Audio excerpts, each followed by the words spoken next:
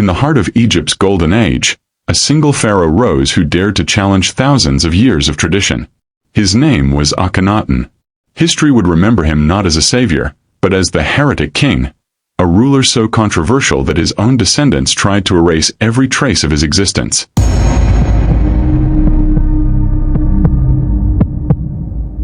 Akhenaten was no ordinary monarch. Where other pharaohs upheld the gods of Egypt, Ra, Ammonius, Osiris, and countless others, he saw a different truth.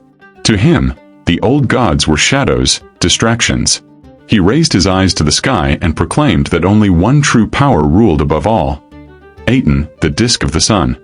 With that single belief, he shattered Egypt's world. Temples that had stood for centuries were closed, priests stripped of power, and the gods of millions declared false. The land of pyramids and eternal traditions was forced into the hands of one man's vision. But Akhenaten's revolution was not only religious. He reshaped art, society, and even the image of kingship itself. His portraits abandoned the rigid perfection of past pharaohs. Instead, they showed him with elongated features, wide hips, and a soft belly. More mortal than divine, more human than God. To his subjects, it was shocking, a break from everything Egypt believed. Yet behind this vision burned a dangerous truth. By remaking Egypt in his image, Akhenaten placed himself in direct conflict with the most powerful institution of the land, the priesthood of Ammonius. Their wealth, their temples, their very gods were under attack. And so, Akhenaten prepared to take his rebellion one step further. He would abandon Egypt's sacred cities, forsake its old gods entirely, and build a new world from the desert sands. That new world would be called Akhenaten's horizon of the sun disk.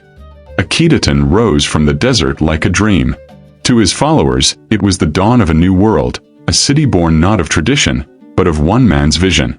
Akhenaten declared it would be the home of Aten, a place free of the lies of old gods, untouched by the corruption of the priests of Ammonius. Day by day, thousands of workers carved stone, raised walls, and built temples that glowed beneath the relentless sun. Unlike the dark sanctuaries of the old religion, Aten's temples were open to the sky. No hidden chambers, no cloaked mysteries, only the radiant light of the sun pouring down upon the faithful. At the heart of the city stood the great temple of Aten, vast courtyards without roofs, where offerings of food and incense burned openly beneath the sky.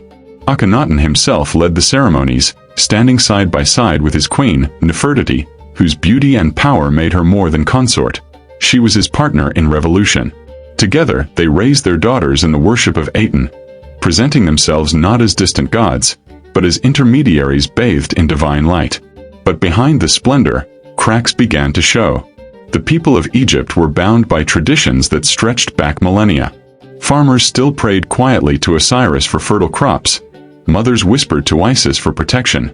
Soldiers looked to Horus before battle. Akhenaten's reforms demanded obedience, but hearts and minds often remained loyal to the old gods. Meanwhile, the priesthood of Ammonius seethed in silence.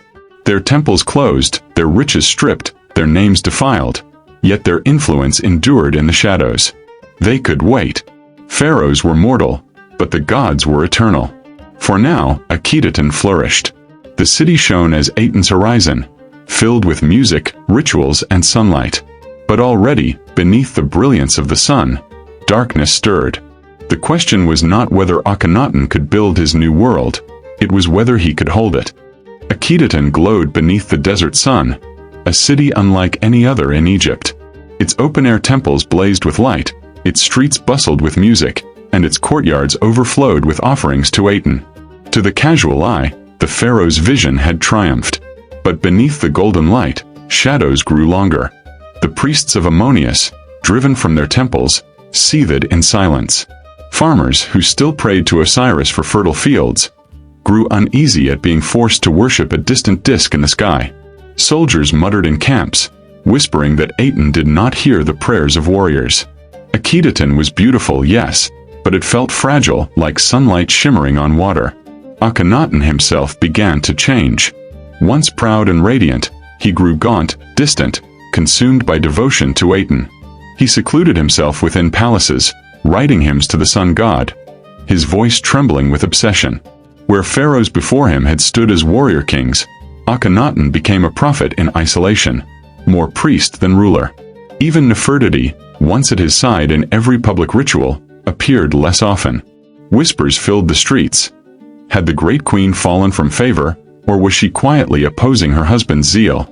Their daughters still danced beneath Aten's rays, but the warmth of the royal family seemed dimmed, replaced by tension and uncertainty.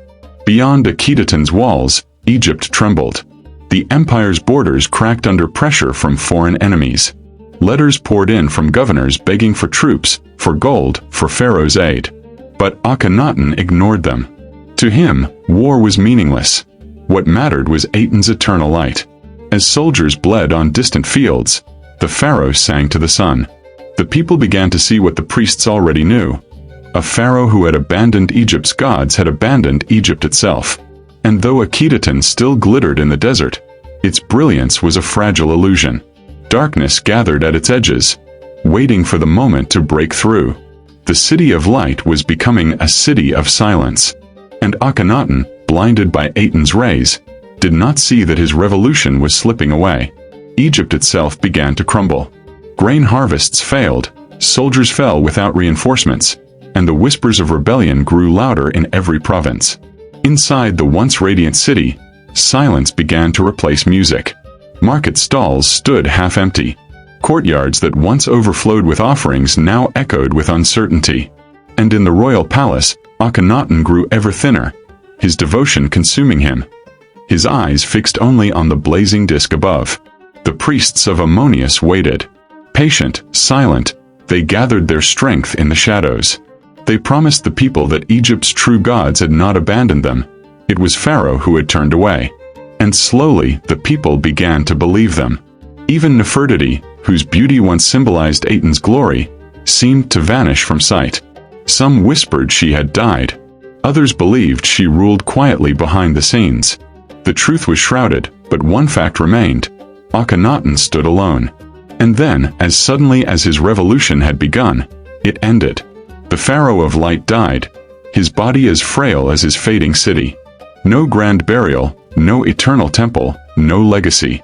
His name was chiseled out of monuments, his memory cursed. Egypt itself sought to erase him, branding him the heretic king. Akhenaten was abandoned, left to the desert winds. Sand swallowed its shining temples, the voices of its people silenced forever.